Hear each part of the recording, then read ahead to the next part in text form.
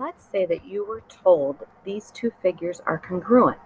What does it mean to say that two polygons are congruent? It means every angle measures the same and every side measures the same. Now, the order of the letters will tell you which angles are congruent to each other, but you also should get pretty good at visually rotating the figure. So even though you are told exactly which angle corresponds with which angle, see if you can figure it out just by looking at it. Can you tell how it was spun or perhaps flipped or whatever? Let's start with letter A. That's, I think, the easiest one to start with. So for letter A, which side on the polygon THINK, which side do you think matches up with letter A? If you look at it, it's got the corner cut off the rectangle, you could say. So it's this one right here. So we know that A must be 44. What about letter B? Can you figure out which side matches up with letter B? Well, that's a little trickier because B and C both form the corner that almost looks like a right angle there. They're the longest sides. So you got to figure out which one of those over there matches up with B. This might be a time to go back to how exactly the corners match up. But if you look, it is spun around. So letter B matches up, you spin it all around, with this one right here.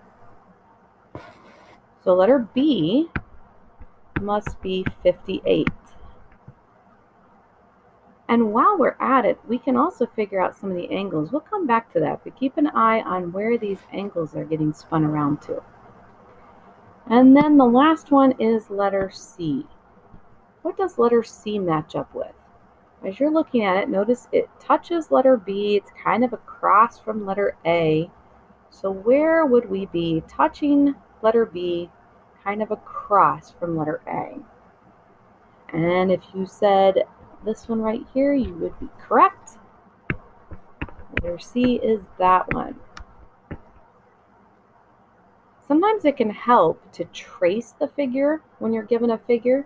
Trace it on a piece of paper and then spin your paper around, see if you can put it on the other one. Because if they're congruent, they'll be the exact same size and shape. So tracing will help you to figure it out. So then what about those angles? You were given two angles. What about the 87 degrees? Remember, the angles have to match up. So if I know 87 degrees, which angle over here matches up with that 87? Well, if you look, it's touching letter C and not quite touching A, but fairly close to it. So which thing over here touches the blue box, but gets really close to the red box? Which angle touches the blue box and fairly close to the red box? Why, that would be this one right here, which means we know the measure of angle T must be 87 degrees. And what other angle could I figure out here? Let's go to this one right here. They told me 165. Notice it's touching A and close to letter B. So what thing over here is touching the red box side and very close to the green box side?